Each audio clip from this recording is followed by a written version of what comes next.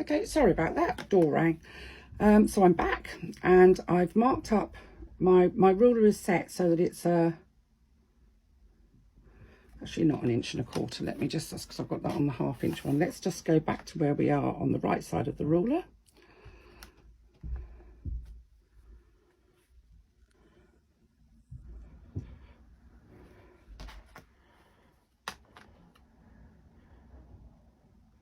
And we're just going to cut a strip that is 1.25 inches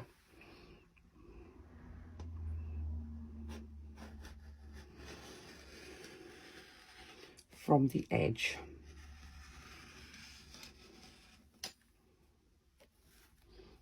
Same thing on that bit where I've got the join. So that's our first strip. And we're just going to keep cutting strips from this parallelogram that we've created.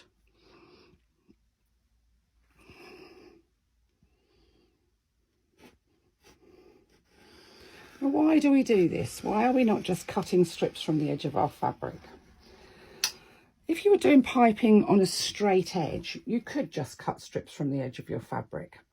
But if you want your piping to go round curves, your piping needs to be cut on the bias. So it needs to be cut on the grain of the fabric, whereby it's not actually on the grain of the fabric. It needs to be, and I'm going to show you this, stretchy.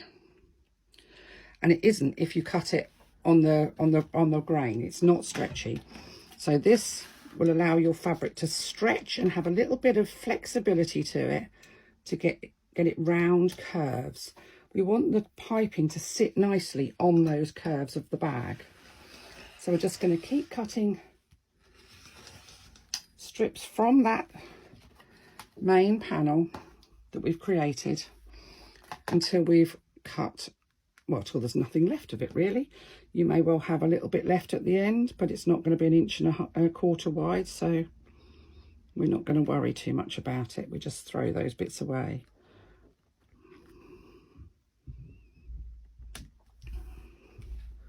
So just make sure that it's all lined up the way you want it to be, and then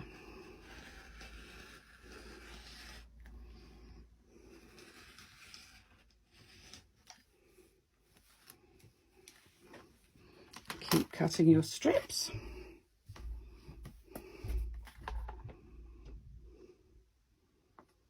This is really good practice for those of you that don't very often use rotary cutters, because it is just cutting in a nice straight line, so this is not difficult to do.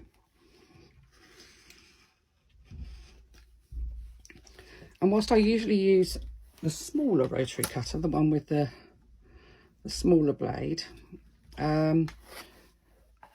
is it 28mm? I think the other size is. This is a bigger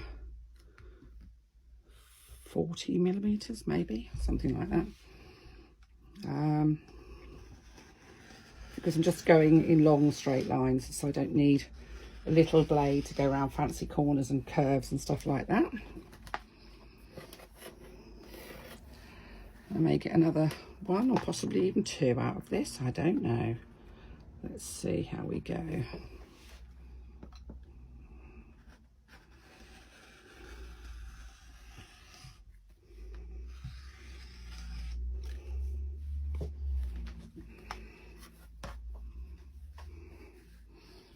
That looks a bit narrow at that end, so I don't think that's going to be, yep, that's not going to work. So I'm going to close my blade and dispose of that. And what I end up with is a whole load of beautiful strips that are cut on the bias. And if you put them, sort of lay them down on your table, you can kind of recreate your parallelogram that you started off with. Each one of them has got a joining seam in it, but the joining seam is actually nicely angled, so it's not going to look awful. And actually you won't see that in the finished piping. Let's just pull those over there like that for you so you can see. So I have a whole load of not so nice neatly strips, because I've got a bit there that I didn't cut very well. A whole load of nice neat strips. Now I'm going to go across to the machine and I will come back to you with the next video and show you how we join all these strips and actually make our piping.